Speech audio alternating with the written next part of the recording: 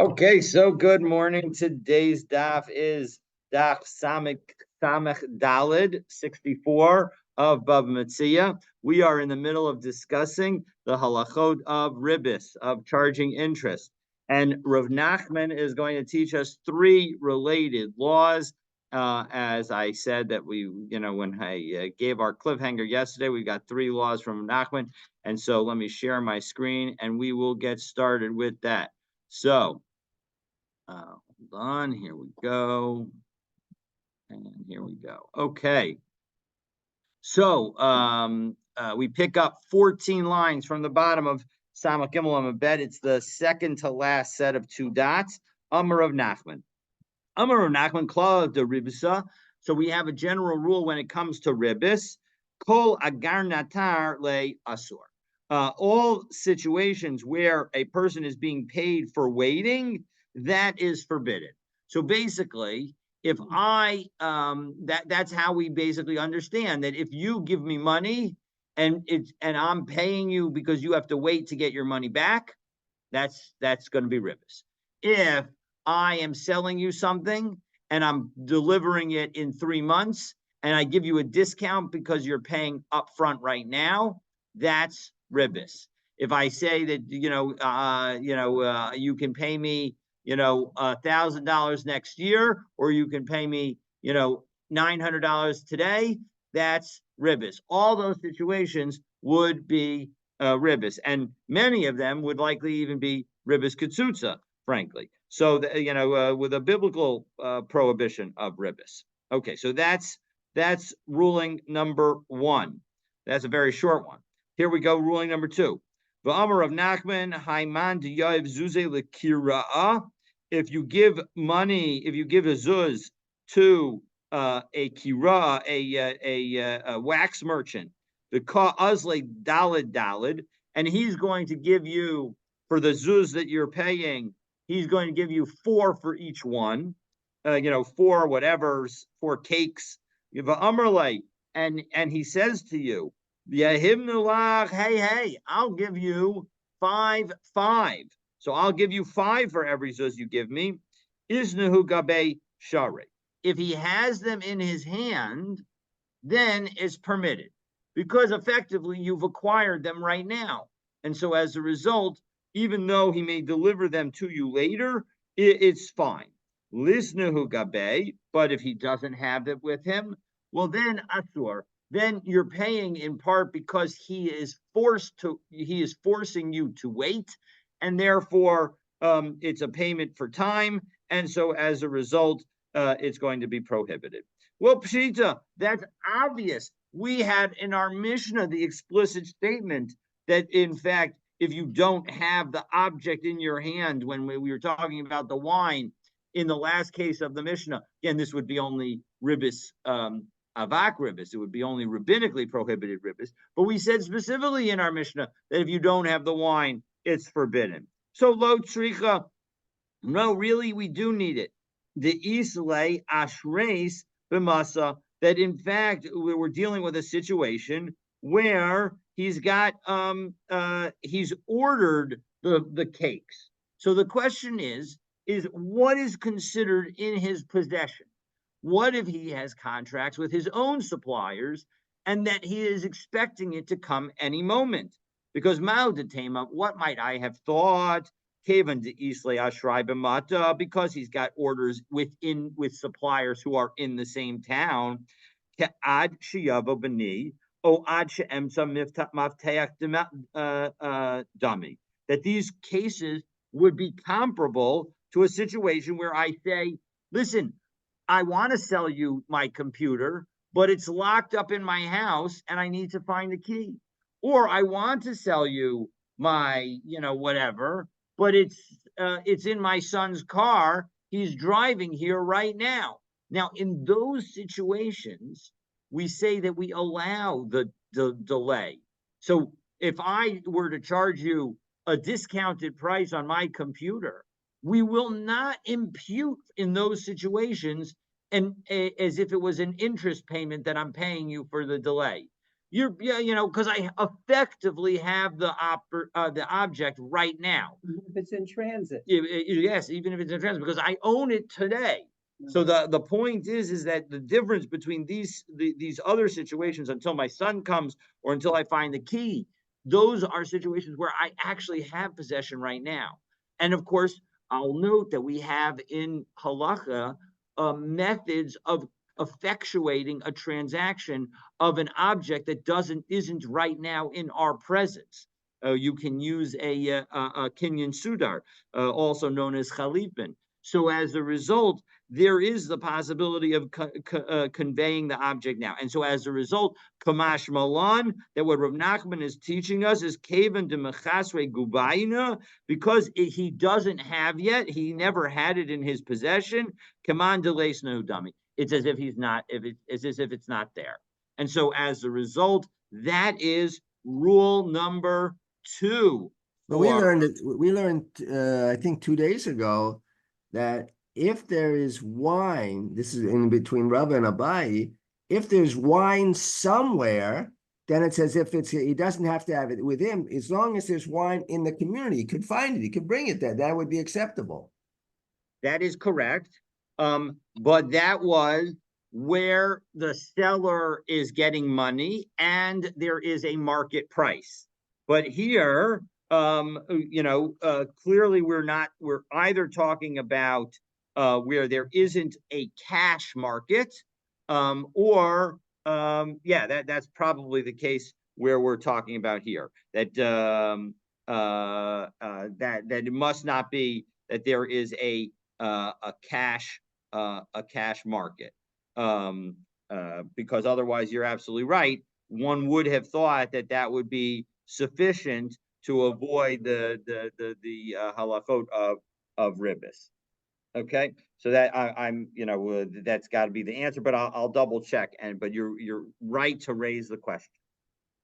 So that brings us to the third of Rav Nachman's teachings. V'amar Rav Nachman, Haiman de Ozif Pshite Mechabre. If you borrow some pshite, some small change, some little coins, but ashkach tufina, and then you find that there are more coins than you expected.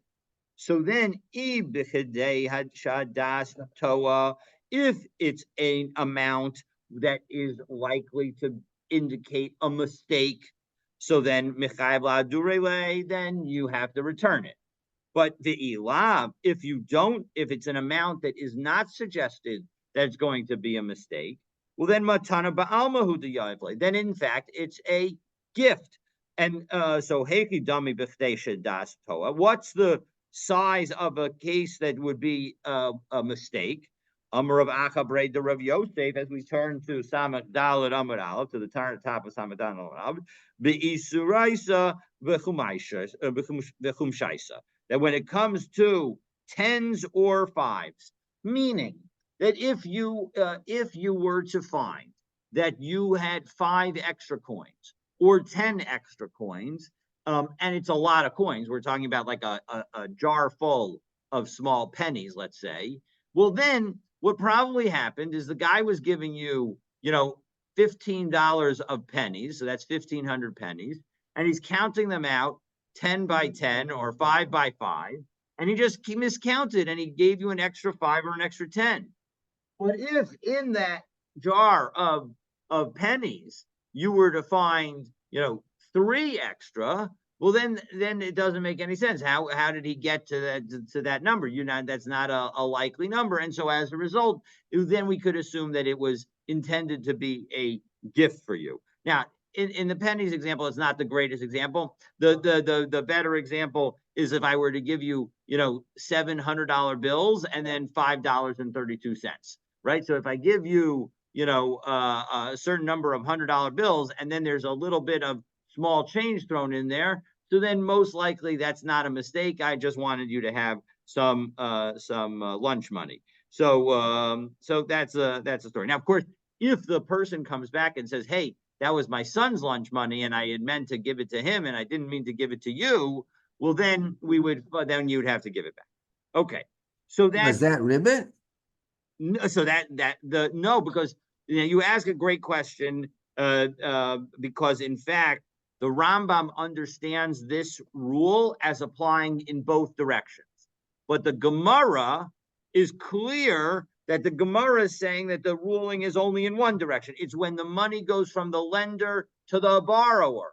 So as a result, when it goes from the lender to the borrower, then there's no interest. Anytime the lender's giving money to the borrower, that's totally permitted. That's just tzedakah, right? So, but the Rambam actually must have had a different gears, or likely had a different gears. So God bless you. And so as a result, he says that this actually goes in both directions. And to understand it, basically, we have to say that if I tell you that something is a gift, it goes by it goes by what is a normal thing of relationship between these people. If it's normal for me to give you gifts of $5, give you a $5 gift, and I give you $5, then even if I'm the borrower, if I usually give out $5 gifts, well, then that's fine. So, and we're going to get into that a little bit more right now, because we had a whole discussion of ribbit mukdemet, ribbit yes, and the gift would not be. That would be considered. That's a problem. It's an alvak ribbit, maybe. 100%. Now, so according to the Rambam, he would say again, if we come to ribis mukdemes or ribis milcheres, the question is what's the motivation and the reasoning behind the gift? If in fact it's because the guy gave him the interest-free loan, well, then that's going to be ribis. But if it's because he's my second cousin and I really love him and I think the world of him, so then it's not ribis. So the Rambam is very much going to be focused on what the nature of the relationship is and what the intention behind the particular gift is. Ribis, if you're going to lend me X thousands of dollars and I then come and present the little gift to you, the only reason that you're giving me that gift is because I'm favorable, is that I give you the nice terms of the loan. Exactly, that would be ribis. But on the other hand, if it turns out that you appreciate the fact that 100% you appreciate the learning that we do together, etc., and you say 100%, exactly. So you're absolutely right. It's much the way that the Gemara is reads in our current format, and the way that we often will paskin is to try and create much more black line, very clear lines, black and white lines, to make things a little bit easier for us. But certainly, according to the Rambam, it's a much more gray situation. But does it only apply if there's a product involved? Suppose there's a service involved, let's say a store owner, he gives an enticement for people to buy from his store, 2 for 1. Let's say lawyers that give a free consultation initially, and this could go on and on and on. Yes, 100%. And so the question is, so if the only people who get the discount are the people who pay up front, so then that might be problematic. But if everybody gets a discount, no matter when they pay, well, then that would not be a problem whatsoever. That's just a discount. But now we're going to complicate the situation, because what happens if the person who miscounted or counted correctly and was just throwing in a few extra coins? So Amrle Rav Acha Brei de Rava le Rav Ashi. So Rav Acha, the son of Rava, asked Rav Ashi, V'i inish tekifahu. What happens if this guy's a stingy guy? He's a hard guy. He's not going to be generous. Delo yahiv matana. He never gives anybody a gift. So now what happens if he miscounts in the loan? What's the halacha? So Amrle Dilma Migzal Gazle Avla Le Becheshbon. Maybe this guy that stole from you and is trying to hide the return of what he stole. And so as a result, we can still assume that a miscount that is unlikely is okay and is considered a gift. So Titania, because we have a brisa, Hagozel Chavero, if you rob somebody, Hivlia lo becheshbon, and then you calculate and you give him back the money, and without, of course, telling him why, and without him even knowing, Yatsa, you fulfilled your obligation to return the stolen goods. Now, 1 second. So let's further complicate the situation. So again, so now we've shown that if I'm a stingy guy and I give Stan, $500 bills and then $3.36. So then now it's considered that the $3.36 is meant as a gift. And maybe it was because I had stolen from Stan $3.36. I took a challah from his table when he wasn't looking, and he never realized that it was gone. And so now I want to return the price of the challah, so I gave him $3.36. So and that's the situation. But 1 second, now let's add the complication.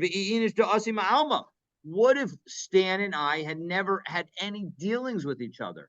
It's one thing if Stan and I, do business on a regular basis. So now I might be sneaking some money back to him. But the lo shakel v'tarei bahadeh, they never did business with one another. So what's the story in that situation? Now, if I gave Stan the loan and there was $3.36 extra in the envelope, what would the ruling be? So Amrlei Dilma Inish Achrina Gazle. Maybe somebody else stole from Stan. The Amrlei, and that person said to me, Ki Yazit Ploni Pshite Minach, when Stan asks you for some coins, Avlale Becheshbon, throw these extra coins in there, so that way I'll be able to give him back the amount that I owe him. So again, we've seen that in all these situations, what's interesting is that there's no obligation for you to ask about it. Now, just because there's no obligation for you to ask doesn't mean that you shouldn't ask. You probably should ask, and of course, the person will then say what the story is. But this is especially useful if the person who goes on a trip. If I go on a trip after giving you the coins, and you don't have the ability to ask me, and now you're wondering, can I use them? Can I not use them? So that's what this would allow you to do. It allows you to use them. Okay, so that's the story. Those are the rulings of Rav Nachman. Now we're going to have two versions of a story. One version's a little bit more detailed than the other, but we'll hear the two different versions. So Amar, there was a discussion earlier. We learned that if it's a thief, it's a back and forth. I don't remember all the maskana, but if the thief steals something, is he obligated to tell that he actually stole it? There's correct. You're absolutely right that this discussion that we just had triggers that discussion, and you're right that it was a machlokas. And some people say that given the nature of this answer, that this Gemara effectively assumes that the answer is you don't need to. So that's why some people would say that that's the way that we paskin. But I'm not, and indeed, it seems from the marking that the halacha is, in fact, that we don't need to actually tell the person whether you stole from them. So if you are just returning it back to them. So, but you're absolutely right that we had a machlokas elsewhere about whether or not this was sufficient. And from here, you're absolutely right that it seems like we're saying we're siding with one of the two sides in that machlokas. Okay, so Amar Rav Kahana. Rav Kahana says the following story. Haviyasivna b'shili pirkei derav. I once came to the end of a lecture by Rav. The shamis the Amar Kari Kari, and I heard him referencing gourds. So these gourds that grow from the ground. Like what's they called? Pumpkins. Pumpkins or potatoes gourds. I didn't think so, but okay, yeah, all right. But anyway, one of these things that grow from the ground. So below Yadana my kamar, and I didn't know what he was talking about.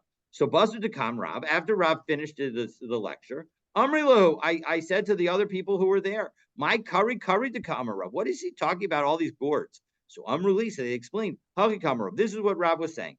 Haiman to Yav Zuze Legina Akare. if somebody buys from a gardener some gourds, the ka'azli asara kare b'nei zarta, and we know that each that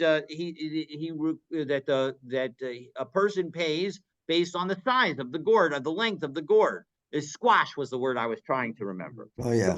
So if you have, so the squash, that you're buying has a certain length to it, and so as a result, you're buying 10 gourds where each of them are at least B'nai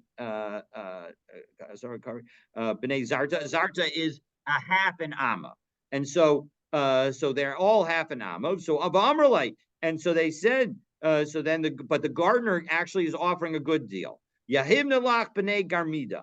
I'm going to give you them as long as they're a garmida, which is an amma long. So isnahu. So if he actually has the larger gourds, even though the market price is that you only have to pay the lower amount, the amount that he's agreed to for the smaller gourds, he's going to give you the bigger gourds as a discount. So then, shari, that's permitted. But but if he doesn't have those bigger gourds, so then usser, then it's prohibited.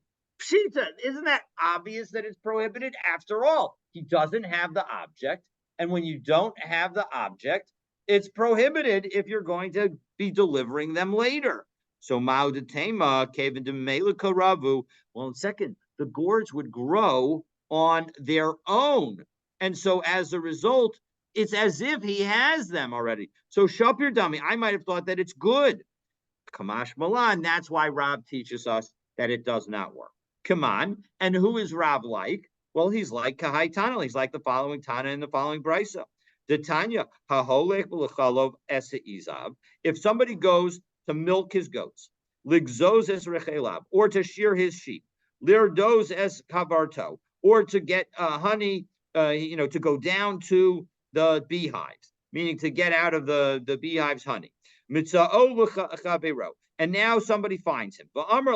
And the farmer tells the other guy, Masha izay cholvot machor lecha. Masha rechole gozazos machor lecha. Masha kavarti roda machor lecha. Listen, I'm willing to sell you whatever comes out of my processing today. So you have my entire processing of today, and I'll sell you it for X amount. Now, obviously, I'll sell it to you for a discount because you don't know how much it's going to be. I don't know how much it's going to be, but it's going to be a discount. And maybe you'll gain, maybe you'll lose. But the bottom line is I sell you whatever comes out at a certain amount. Mutter. In that situation, it's a permitted transaction because effectively you're buying a property right, essentially that's there already, and so as a result, you get if you get more, great. If you get less, tough, sorry, but those are the risks that you took. It's a business deal. It's just like if you bought anything, and the question was will the price go up or down? Mutter. Do they have to know what the shar is? No, it doesn't seem like you even have to know what the shar is.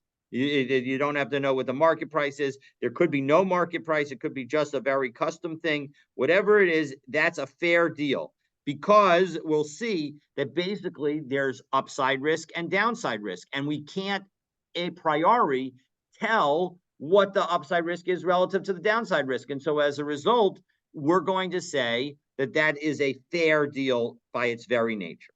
Avalim Amrlo. If the farmer says to the guy, that I'm going to guarantee you at least this amount of my goat's milk. Or that I'm going to guarantee you at least this much of the shearings that I have, the wool that I shear. Or this amount of honey. In all of these cases, if the customer is paying in advance, paying right now, before I go down and do it, well, then asur. Because even though the guy effectively has the product, you could argue, since it's unclear that he definitely has this amount of product, so therefore it's going to be prohibited.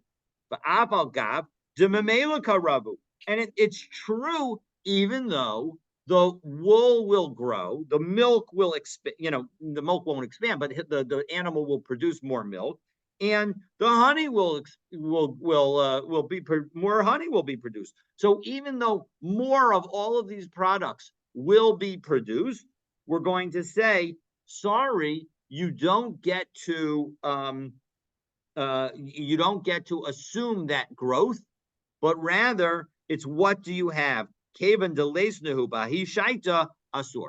Since the amounts that he says, and obviously we're definitely understanding that we're talking about amounts that the person does not have currently, so then it's going to be forbidden. Now, again, this raises again the Ken's question of what about when you get money and there's a market price? We have said in elsewhere that that is a valid transaction. And so as a result, either we have to say that this is not according to that view, or you have to say that this is that there was no market price. So those are the two ways that we have to understand this Gemara. So that's version number one of what Rav Kahana said. Version number two is completely different. But you could say this is a davar shelo ba'olam. No, so that's an excellent question.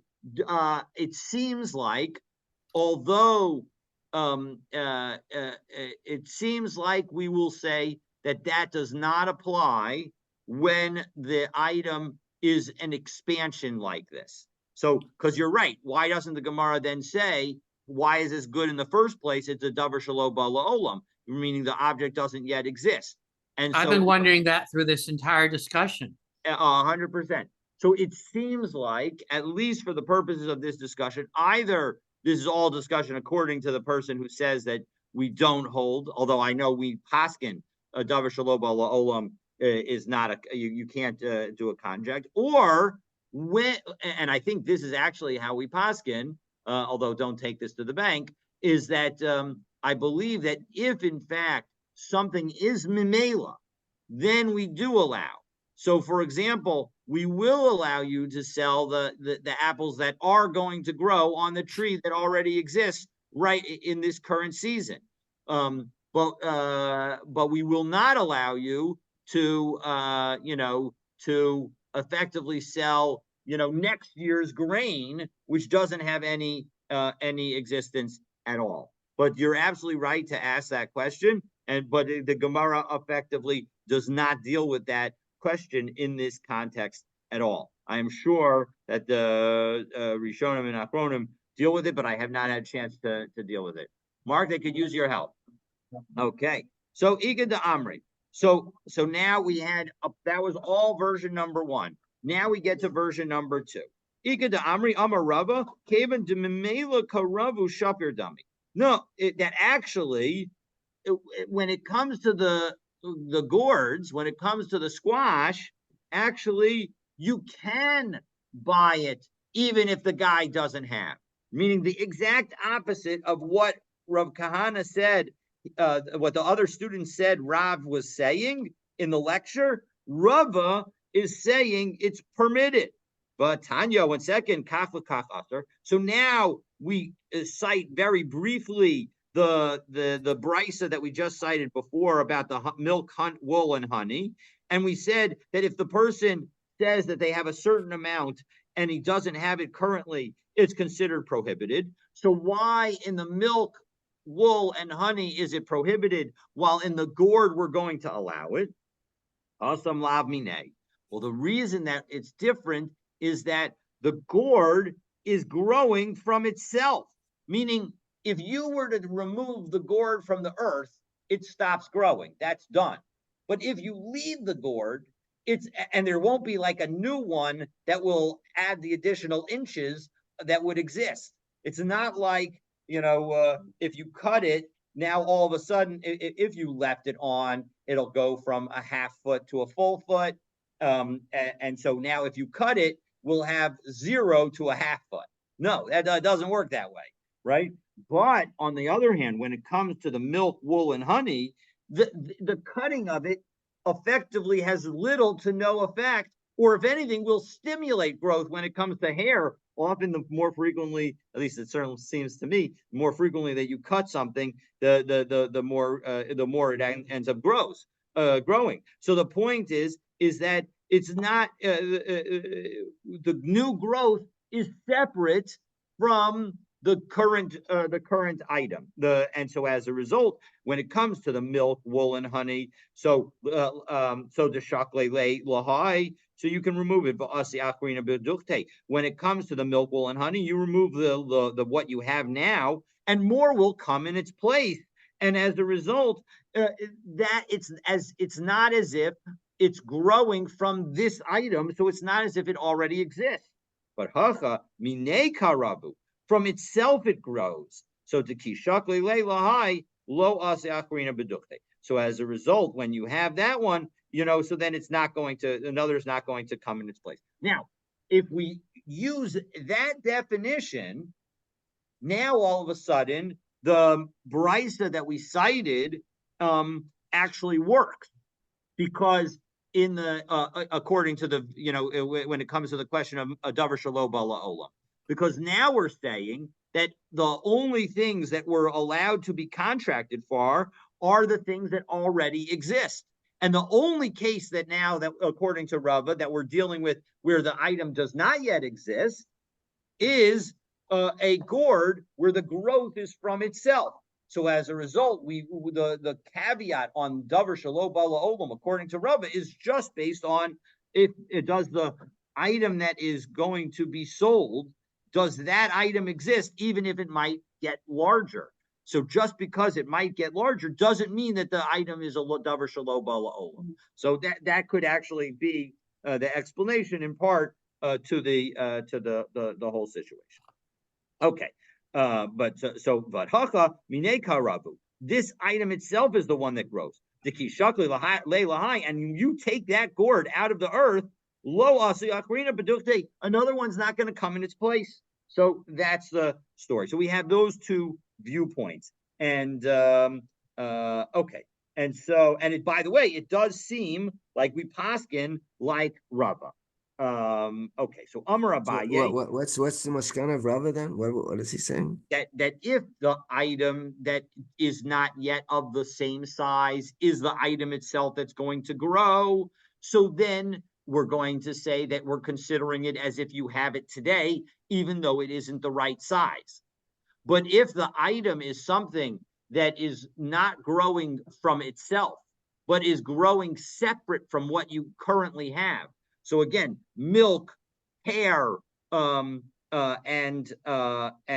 honey are examples where if you remove what exists, more will grow in its place, and it's not as if it's growing from the existing hair, even though obviously each hair on our head looks like it's growing from the same root. And so as a result, it almost is like it's growing from itself. But the difference is that unlike when you remove the gourd from the earth, where nothing will be replacing it, there's no new gourd that's going to grow from that shoot, at least not in the relevant time frame in this year. And so as a result, that's considered separate. That's considered internal growth, and internal growth is okay, and you're considered to already own the object. That's what Rava says. So when we ask the question, do you have the object? So then the answer is when it comes to the gourd, the answer is yes, even though it's not yet the size that you've agreed to. But when it comes to the wool, honey, and milk, so then in those situations, if you don't have the right volume, you don't have the right volume, and there's nothing that you can do about it. It would be considered a ribis transaction. So let's just do the two transactions, right? So in one case, I try to buy from you, Ken, an amma length gourd. You happen to have a half amma length gourd that will expand to an amma length gourd in 6 months. And I pay you a discounted price for that gourd. Totally valid. No ribis, perfect transaction. On the other hand, I buy from you a gallon of milk and you only have, and the cow's only has in production in its body today of a half gallon, or I buy a gallon of honey and you only have in your beehive half a gallon, or I buy 5 pounds of wool and the sheep only has 2.5 pounds of wool. all those cases, and I get a discount because you're going to be giving me everything, in a couple of weeks. All of those situations prohibited because they're not cases of yeshlo. You don't have it today. So that is where we come out on these issues. And again, you're absolutely right to raise, well, what about the whole market price issue? 100%.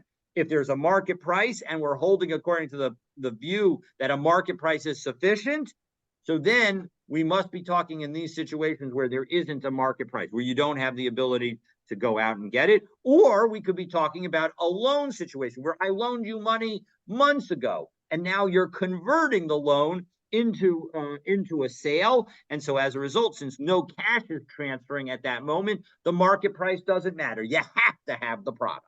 Okay. All right. So now I've been thinking through this entire long sugya about how this relates to contemporary commodity futures.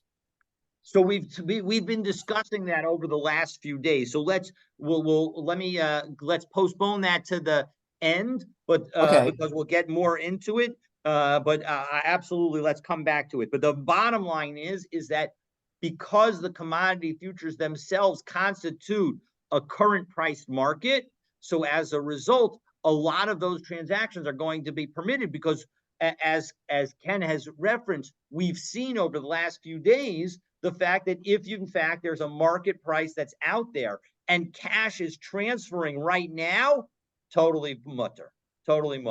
So that's even though even the seeds might not exist yet. Even though the seeds might not exist yet. Yeah, well, I looked up. You can buy a corn future for delivery in December 2027.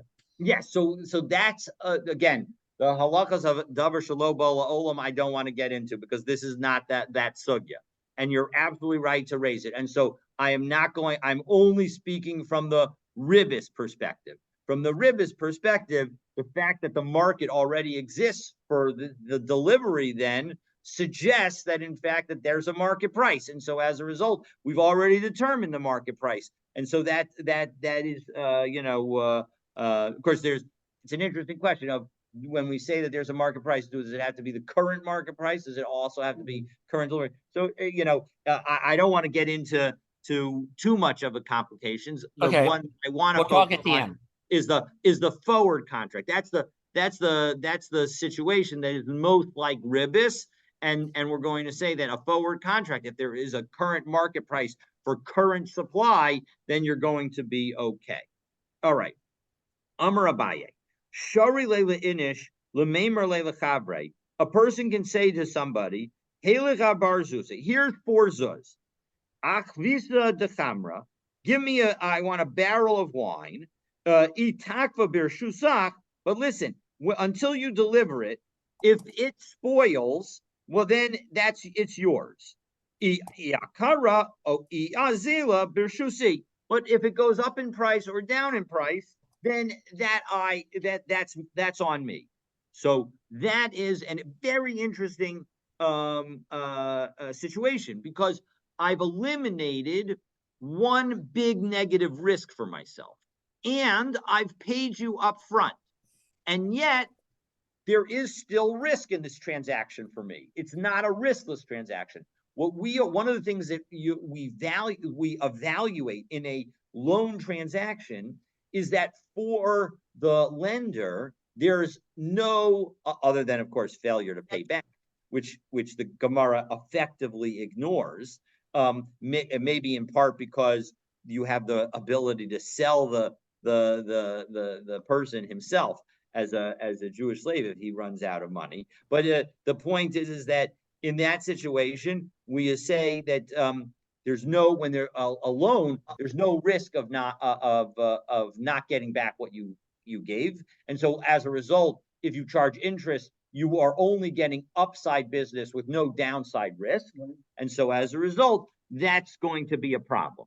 On the other hand, in this transaction, although I've eliminated the risk of the barrel of wine going sour, I am becoming vinegar. I have not eliminated all the risks. So Amrle Rav Sherebia la Abaye. So Rav Sherebia asked Abaye, well, 1 second, doesn't that raise an issue of ribis because high karabus sakar the rachok lahefsidhu, you end up being very close to getting a profit because you've eliminated the loss and very far from having any loss.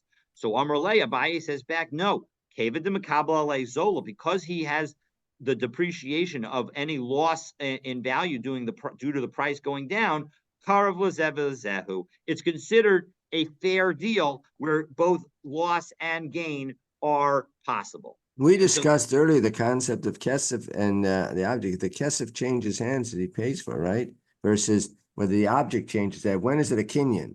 Yes, So yes. I'm wondering here, and I don't. I think to me that kesef is kona, right? Isn't that what we got? So again, kesef is kona according to the Torah, but we don't allow kesef to be kona midrabanan. Again, that generally is the way we end up saying is that because we want to make sure that the seller takes the buyer take proper precautions on their goods just in case there's a fire and it all burns. We don't want the seller to say, "Oh, you paid me the money. By the way, sorry, the next day it burned down in my attic." So the point is that although we say, so therefore we say that the kesef, giving the kesef is subject to a mishapara penalty, that the God should punish the person just as the God punished the generations of the flood and the dispersion. But the bottom line is that you have the right to go back. But that's not relevant to the discussion right now. Well, if the product goes bad,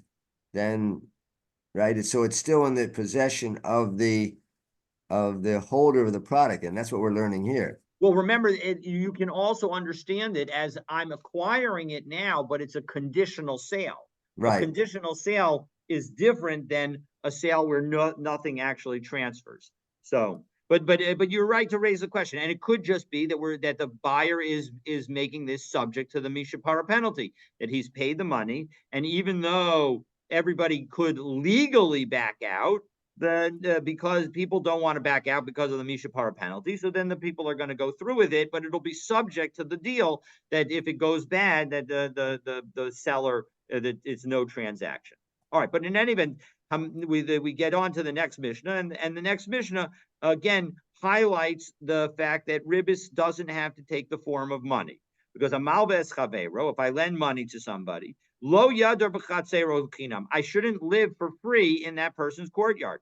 Below yiskor b'mena b'pachos, and I can't even rent it as a discount. B'mneshahu ribis, because that would constitute ribis. So Amar Rav Yosef Bar Manumi, Amar Rav, Aval Pisha Amru, Hadar b'chatzer chavero shalom edaito.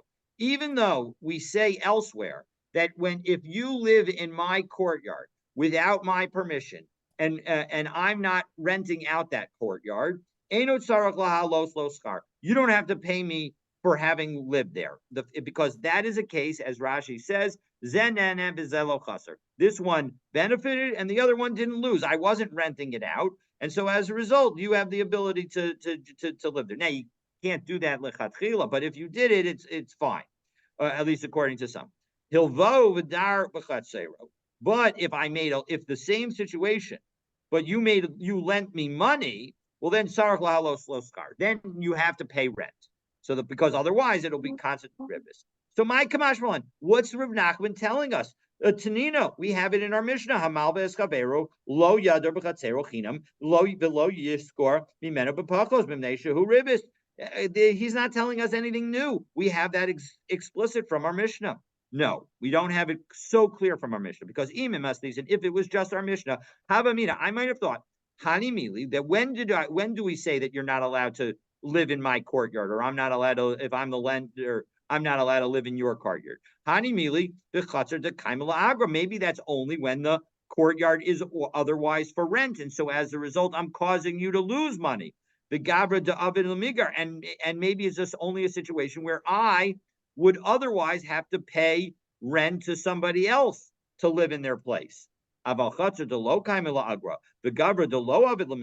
if I in fact have another place to live, and if in fact you were not planning to rent the location, maybe I would say that that's not considered ribis, because I'm not really getting any benefit because I have my own home, and you're not getting any loss because you weren't going to rent it out anyway. Kamash Malan, now that we have Rav Nachman with our Mishnah, the Rav Nachman is telling us that that in fact, even in that situation where there's no benefit to anybody, then no financial benefit to anybody, it's going to be a problem. Now, Tosfos here asks the question.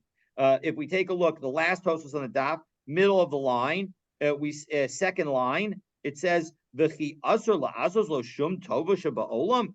Are we really prohibiting any kind of nice thing that a lender will a borrower will do for a lender? So Tosfos offers two answers. Go down another 3 lines, and about the 6th word into the line. V'yesh lomer, vav yud lamed. Didavka b'mili d'parhesia. That this is actually only in public things where you would be doing where the borrower is doing a public benefit for the lender. That's where it's going to be problematic. And then another line, 2 lines down, or alternatively, the situation where it would be prohibited is if the lender goes and takes the benefit without the permission of the borrower, and it's because the lender is acting in a superior manner because he is the lender. That would be what was prohibited. So again, Tosfos effectively is trying to say and answer the question, Ken, that we've been talking about over the last few days, that how can come on, we should be allowing some kind of nice gift or if the borrower wants to invite the lender over for a Shabbos meal, we're going to call that ribbis. Again, all of those situations effectively get cleared out and are become permitted based on the answers that Tosfos offers here. Okay, so let's finish up. So Ika de Amri, or alternatively, Rav Nachman is not quite as strict as all of that, but rather Amar Rav Yosef Bar Manyumi, Amar Rav Nachman, that we have the following. That even though if you live in somebody's courtyard without their permission, you don't have to pay them rent. Again, we're dealing with a situation where the courtyard is not available for rent. But if I say if the borrower says, give me a loan, and then you can dwell in my courtyard, or presumably the opposite, I'll lend you money if you let me dwell in your courtyard. In those situations, you have to pay rent, because now the two situations are conditioned on one another. So mandamar hivahu, so the one who makes it conditional, kol shekain hilveni. Certainly, the one who made it where the guy had the loan and there was no condition. So then certainly if it's conditional, it would be prohibited. Uman de Amar Halveni, but the one who says that it's conditional, aval hilvahu, lo. If there's no condition, then there wouldn't be any obligation for the lender to pay for his occupation of the borrower's courtyard. My timer, what's the reason? There was no original deal like this. There wasn't an original deal. So as a result, there's nothing that would prohibit it. All right, we'll do a little bit further because we have the next piece we've seen already. This is all from Bava Kama, and we have a factual situation that highlights this situation. We saw this in Bava Kama Daf Tzadik Zayin Amud Aleph. And so we'll finish with that, and then we'll be done. So Rav Yosef Bar Chama Takiv Avde the Inshi Demasik Behuzuzde. So Rav Yosef Bar Chama would take the slaves of people that owed him money and use them without paying for it. And he would do the work with them. Amrle Rava Bray. So Rava his son said, "My time at David Marabaki. Why are you doing this? Meaning, what's the basis that allows you to do this?" So Amrle Anaka Rav Nachman Svirla. I think like Rav Nachman, Damar Rav Nachman of the Nahum Krese Lo Shave, that a slave doesn't even do the value of his work, isn't worth what you have to feed him. And so since I'm feeding these slaves that are working for me, I'm actually benefiting the owners. So Amar Le, Rava said to him, Imur de Amar Rav Nachman, when Rav Nachman said that, he wasn't talking about all slaves. Kagon Dare Avde, he was talking about Dari, his own slave. De Merake Be Kuve. All he could do is dance in the taverns. So of the Akrine Mayamar, but other slaves of other people, was he talking about that? No, he was not saying anything about that. Those slaves presumably do enough work to pay to justify feeding them. So Amarle Anaki Had Rav Daniel Bar Rav Katina Amarav Spirally. I think like what was said in the name of Rab, the Amar Hatokiv Abdo Patur, that one who works his friend's slave without paying for it is exempt from having to pay. Why? Because the Nichale Delo Nistere Abde. Because if the slave wasn't otherwise occupied, so then you are doing the owner a favor because you don't want your slaves to get used to being not working. And so as a result, they'll get used to having time off and they'll want and ask for more time off. So Amarle, so Rabba said, no, listen, Dad, but that's a situation where there was no loan. Nobody had made a claim for the zuz that were owed. Mar, but you, Kavan Demasik Bahuzuze, Mechse Karibis, but your action looks like ribis. The Amr of Yosef Armanyumi, Amr of Nachman, because we have another statement in the name of Rav Nachman, Avalpi, and this is now version number 1 of what we quoted above. Even though we say that when you live in somebody's courtyard without their knowledge, you don't have to pay any rent. Again, assuming that the courtyard is not available for rent, so you're not taking away any profits from the owner. But if you lend him money and now you live in that courtyard, you have to pay rent. You have to pay rent, so that because otherwise we're worried about ribis. So Amrlay Hadri B. Yeah, you know what? You're right. I made a mistake, and we should all learn from this ability to recognize our mistakes, even if it's our children who are who point them out, as children are always want to do. And so from there, we will now. The question is what happens if in a case where we're going to recover the interest paid, what happens if there are extra complications? Meaning if some change in valuation or something like that. So now it becomes a little bit more complicated to figure out how much extra interest was paid. For that discussion of that topic, stay tuned. So when Rav Yosef says that he made a mistake, was he then admitting that he should have paid for the use of the slaves? Yes. But it seems like well, the question is does that mean that it was if it's given the fact that it was only Mechse Karibis, he doesn't have an obligation to pay the other people back because it's only rabbinically prohibited. It's not ribis katsutza. So as a result, even though he retracts and he's not going to do it going forward, he doesn't have an obligation to pay back the folks that he took their. So is it ribbit? I mean, is it? Yeah, it's Mechse Karibis in those situations. If I lend you money and I now happen to see your bicycle on the street, and you're not using your bicycle, and I'm like, well, I'm your lender, I should be able to use your bicycle. That would be, and you're not losing any money. It's not like you rent out your bicycle. That would be ribis. That would Mechse Karibis, and I should not do so. A comment, the idea that slaves aren't really worth anything. The richest state in the United States in 1860 in terms of per capita income was Mississippi. And that's because of all the slaves? All the slaves and the cotton exports. They were essential to the cotton industry. Well, I think the maskana of the Gemara is that slaves are valuable. That's certainly right. That's definitely the maskana is that. That seems what they come up with. Yeah.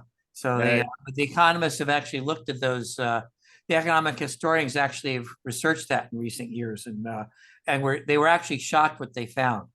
And in fact, that it was so valuable, that it was actually that valuable. Because Every- presumably the every- per capita income, it did not include did that include the per capita, include the slaves or not include the The slaves? per capita did not include the enslaved Yeah, people. right. But this applied throughout this. Every southern state had a per capita, with every Confederate state except Virginia had per capita income that was as high or higher as any northern state before the Civil War. Virginia was different because the agriculture was in decline, and it had begun to industrialize. Interesting. Virginia should not really have more in common with Maryland and Delaware than it did with the states to the south, and they made a big mistake by seceding. And Virginia actually came considered abolishing slavery in the 1830s. It would have been a very different history had they actually gone through that. But back to the Davar Shabar Olam. There's so many things you can buy futures for, and the futures seem to track the spot price, but the spot price fluctuates enormously over relatively short periods of time sometimes. That is true. That is definitely true. But it's what's interesting. You're absolutely right. Like I said, the discussion that we're having in this chapter is definitely focused on the ribis component and not the davar shelo bala olam. And you're absolutely right. You know, a futures contract about where it would be for some delivery in the future that's sufficiently forward that it's not possible to have the produce or anything. I think that probably would be a problem from a Jewish law perspective, as not enforceable due to davar shelo bala olam. But yeah, it's typical of grain. I mean, orchard crops are probably less. I mean, what's interesting is whether or not, and I don't know the halacha in this particular area, but whether or not dina de mechusa dina can thereby override the concept of davar shelo bala olam. And so something to think about. Yeah. It's there are so few Jewish owned commodity like grain farms. Hard to say. Yeah. I'm just curious about this one case. The Gemara mentions the fellow is in the other person's courtyard and he has a place to live. Why is he there then if he has his own place to live? Oh, well, it could be that his own place to live is, 3 I mean, blocks it could be away. a lot of things. I'm just wondering what's he doing there. Yeah, it's a good question. That it's an excellent question. But the bottom line is that in the end, the fact that he has his own place is not crucial, because we say zenen and v'zelo chaser, because we do allow him to actually have benefits. So even if he would have rented, the same halakha still applies of zenen and v'zelo chaser, that we're going to not require him to pay. But the interesting discussion that Rishonim and Achronim have on that topic is great. Okay, we've now confirmed that the person does not have to pay post facto, but is he allowed to do this lichatchila, or is that some element of stealing, or should he, is it prohibited rabbinically, but yet? You say, can he just show up in the yard and sleep there, basically? Exactly. And like certainly, squatters. I would hope that the halacha is that that even though there's no obligation to pay in that situation, you're not allowed to do it lechatchila. So like squatters, right? Yeah, exactly, like squatters. That's exactly right. All right. Have a wonderful day. Looking forward to continuing our learning together. Be well. Bye-bye. Yeah.